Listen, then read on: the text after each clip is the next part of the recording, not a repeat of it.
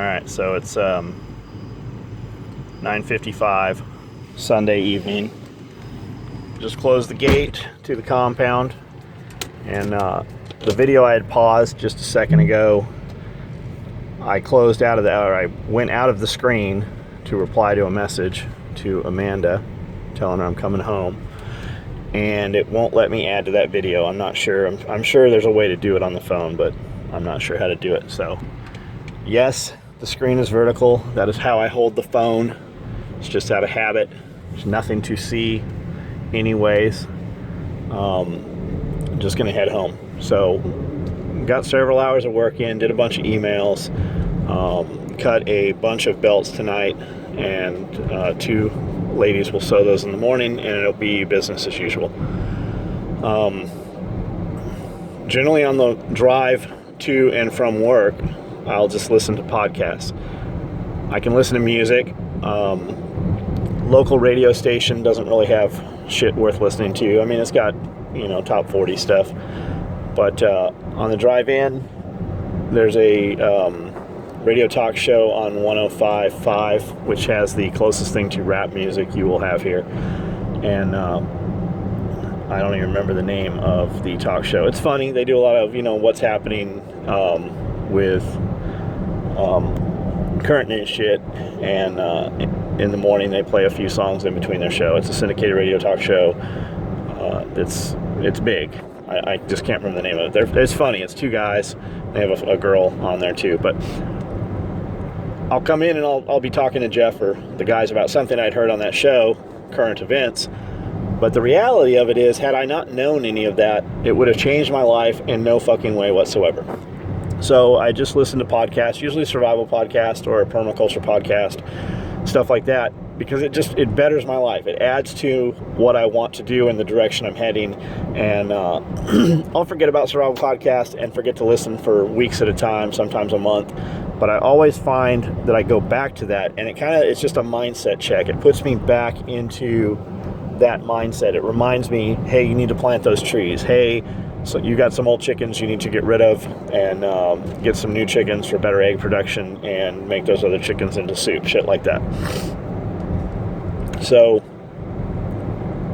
I have about 14 minutes of drive time home and back. So that's 30 minutes out of the day that I can just do nothing with, or I can listen to something that in some way can benefit me. And I work 16 hours a day. Really, when you look at it, I mean, there's some walking around and some, checking Facebook, but really everything I do is work related. Facebook, when I'm looking at Facebook, you rarely see me comment on anybody's shit on Facebook other than our own. I engage customers, clients, people on our Facebook page, answer questions, and by doing so, they feel like they know us. And in quite a ways, they actually do know us. I've met a lot of guys who've come to the compound parties, and I just know them and can have a conversation with them about things in their life because of Facebook. So everything I do social media-wise really is work. You don't see me sharing a lot of shit that's not our own.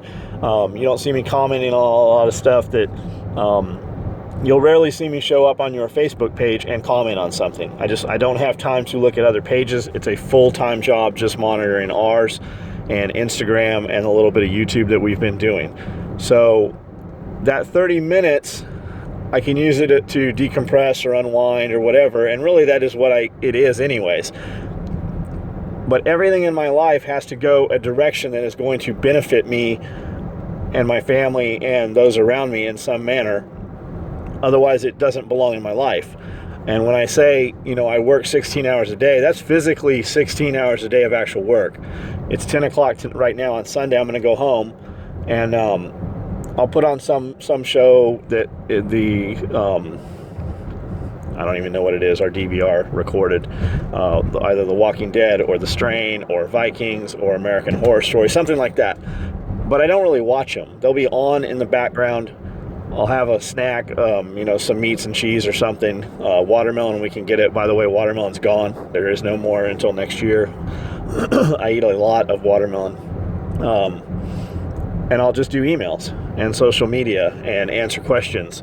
And I'll do that. Amanda will fall asleep usually 10:30, 11 o'clock. and I'll be up till 12, 1 o'clock in the morning. And then I'll get up at 6:30 in the morning. I'll get in the shower, and I'll leave the house by 7 and do it all over again. And that's just what I do. I love doing it.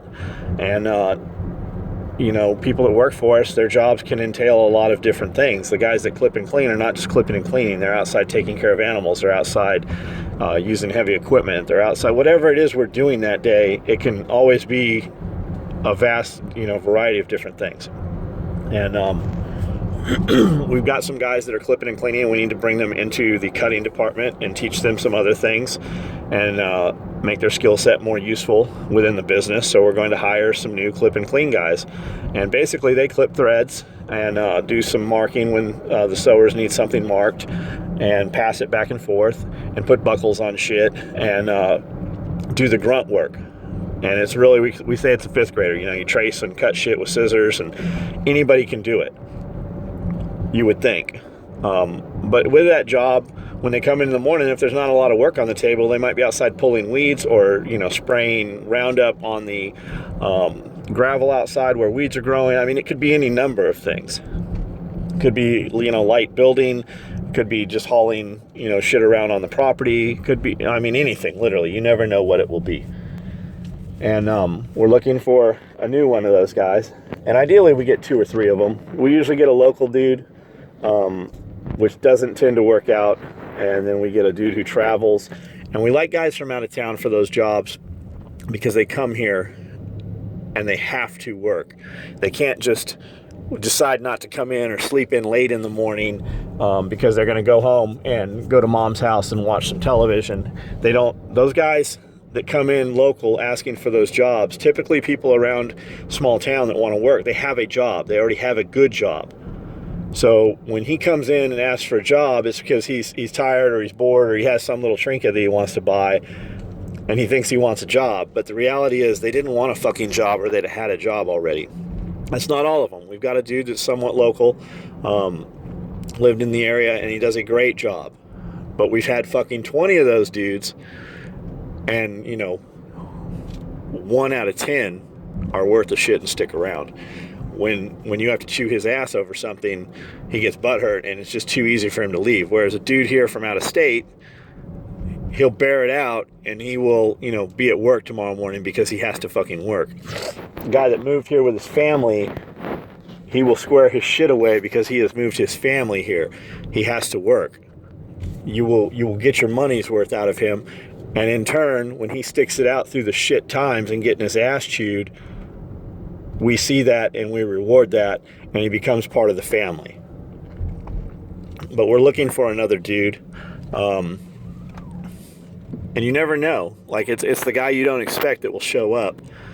But a lot of guys commented on that post on Facebook going, man, if only I lived closer, or if I wasn't in California. Well, we've had motherfuckers drive here from California. I have 2 here, as a matter of fact, from California right now. When I put a call out on Facebook, packed their shit and came here. And they fucking still work here to this day. One of them just passed a year. And he does a great job. And he came from fucking California. He drove here. He took a chance. Came here. He was here for 6 weeks probably. And then moved his family here. So guys asking, what state we're in, that is not the motherfucker we want. If he doesn't know what state we're in, he has no idea what we're about, because we are not a mainstream business. We don't have a human resources department. It's a cross between football team hazing, Marine Corps boot camp, a biker club. It could be any fucking number of things. You can look at it how you want. And there's dudes commenting on there, even their professional practices are, unprofessional. But it works. We might all be together. The end of the world might happen while they're fucking all here. We want dudes that will fucking stick it out and work as a fucking combined unit, as a family, and be here and be able to tough it through tough times. It might be a fucking ice storm where we're all held up in the same place for fucking 3 days at a time. It could be a flood, which is not unheard of. We had one 5 years ago where there's no fuel comes in the town for 5 fucking days. We have a pipeline in Alabama or somewhere fucked up right now, and Nashville has 2 and 3 hour waits for gas lines like they did back in the early 70s. going off of license plates. The governor has fucking declared a state of emergency for Tennessee over this gas line shit. Well, we have fuel. That wouldn't affect us, but just as an example, anything could happen. So we need dudes, if they can make it through fucking little piddly bullshit in the easier times, they're more apt to stick it through the tough times. And that's why we do things the way we do. I don't even want to know your name. When you come and talk to us and you come in and, like, I don't read a resume. I don't give a shit what your resume says. We get a bunch of resumes from dudes who have been law enforcement officers and have degrees and have this and that. All I get from a dude with a resume is, why aren't you working within that skill set? You spent all this time to do these things, and now you want to come work for me. You're going to leave a $40,000, $50,000, $60,000 job, $1,000 a year job, to come work for me, and I'm not going to fucking pay you that. You're coming here because you want to come here. You will get raises. Cost of living is considerably lower, but the work you're applying for, these entry-level jobs within the company, are minimum wage jobs when you start. And you'll be rewarded. You'll be given, I mean, we do a lot of shit for our people. So yeah, some of our guys, they start out making $8 an hour, but we feed them breakfast and lunch and oftentimes dinner. We buy them a lot of other shit that I give all my other guys. There's benefits to that. So for a dude to send me that resume, the 3-page resume, I don't even read them. I glance over them, and that's just not the dude. The dudes we hire are the guys that fucking show up and knock on the door and say, I'm here to work. Every one of my guys, other than Jeff, has been that situation. And I've got guys that have been here 5-6 years, and that's the deal with that. So if you want to work, you just have to show up. And if you think you want to work in the future and now's not the time for you to come work, I highly suggest you show up to some of the parties and show up early and get to know us. That's the biggest thing. We don't know if we're going to hire you. You show up, you'll be here several weeks, and you might get peered out. You just have to fit into a group where we're bumping elbows. Things are very high paced. Things are stressful a lot of times. And you see the cool, fun shit on the YouTube video, and we have guys show up here and think it's all going to be YouTube videos. We won't even put your ass on a YouTube video. Not for 5-6 months. There's no need to. I don't need to know your name. When the guys give you a nickname and you have a nickname that's stuck, I know you're going to be around long enough that I'll worry what your name is. Until then, I am just looking for you to do your job, not 100%, but 150%. And that goes for any job. Anybody, a piece of advice as an employer, when a new guy comes in, your goal should be able to learn the job that they want you to do, and then your goal should be to outperform the dude doing it. It should always be to outperform the dude doing it. If you're standing and talking and bullshitting with that dude, I don't have time for you to be here. I am paying you to do a job, and the faster you do it, the more profitable it is for me. The faster you learn to do it, and the faster you do it with skill.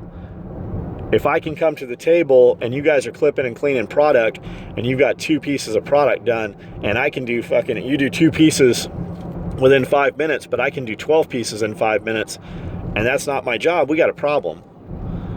You're not giving me my money's worth, and that's really what employment is about. So if you do your job, there will be rewards to that. There will be raises that come with that. There will be fun shit.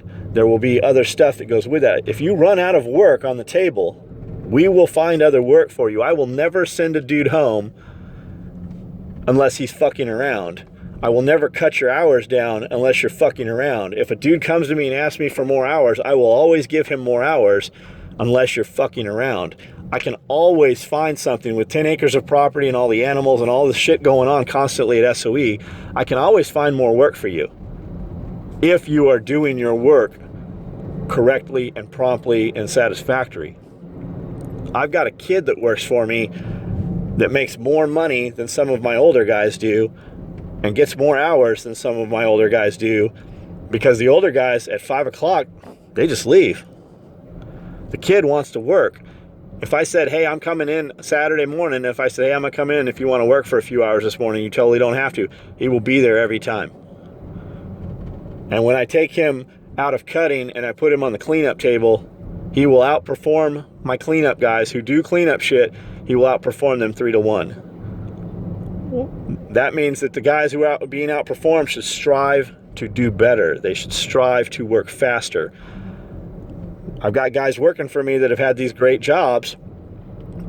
As an employer, when you come to me and tell me how you are making $30 an hour, what's in my head is, why the fuck are you not making $30 an hour, and why are you standing here working for $8 an hour? Keep that in mind anywhere you go. If you tell your employer or the place you're seeking employment all the great shit you can do, number one, you better be able to fucking do it. And number two, how come you're not doing it? I'm pulling up in the driveway and I'm going to go in here and get something to eat.